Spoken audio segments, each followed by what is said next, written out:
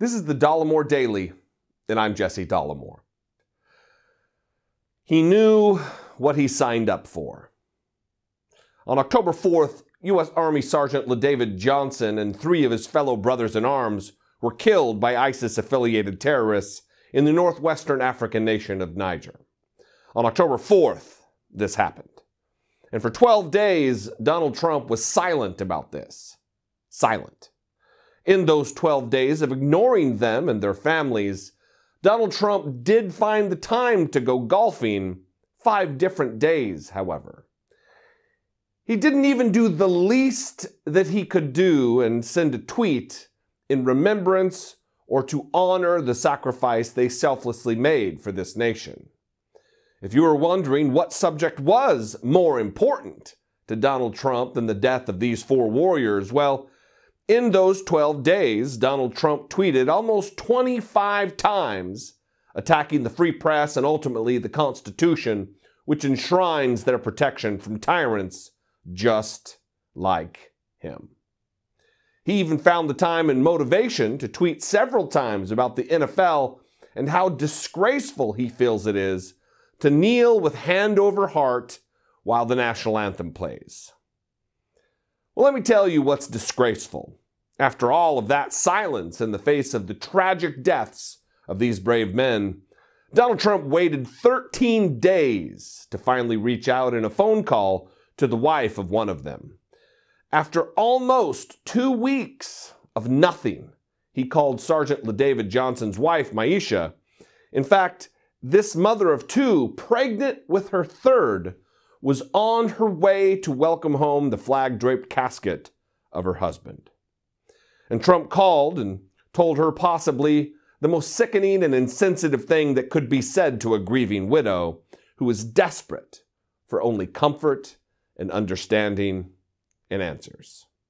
Donald Trump reportedly told her of her husband's death, quote, "He knew what he signed up for," unquote. No call at all would have been better than this. Of course, this morning, via tweet, he denied saying this, claiming he had proof, but he's a liar. He also had proof about wiretapping and birth certificates, said he was self-funding his presidential campaign, and said he'd release his taxes. Donald J. Trump is a classless mockery, a despicable, unappreciative garbage person. Look, I have racked my brain trying to think of what Donald Trump could have meant by this. And there isn't a scenario, even after deploying the most fairness and charity to it that I can, that seems to explain these callous words. He knew what he signed up for. That is dismissive, is what that is.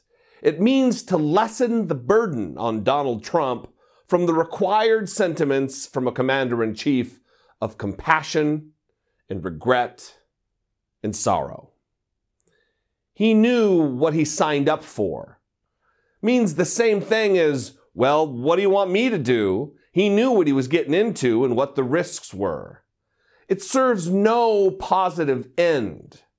It is cold and belittles the overwhelming pain of loss that Maisha is feeling right now. Simply, it's gross. And I wonder how his blindly loyal little minions who bluster self-righteously constantly about their love of flag, military, and country, how are these hypocrite Confederates going to come to Donald Trump's defense and explain away what he meant to say, since he's clearly not smart enough to ever get it right the first time? Because they can't have it both ways. They can't honor our dead and wounded military members while also defending Trump for flippantly telling the wife of a slain Green Beret that he knew what he signed up for. In closing, to Maisha, thank you so much for your sacrifice to this country. There is no word or deed powerful enough to express the gratitude we have for you and the sympathy that we feel for you. We mourn with you and your beautiful children, and it isn't lost on the rest of us the debt that is owed brave men and women just like your husband, who stand duties all over the world in an attempt to provide a blanket of safety and security for those of us back home. Thank you. We appreciate you. I appreciate you. Hey everybody, thank you so much for checking out my channel and this video. If you like what I do here and you appreciate it, go ahead and click subscribe.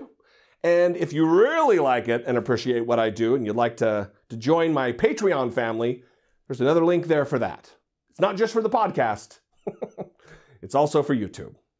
Thanks a lot.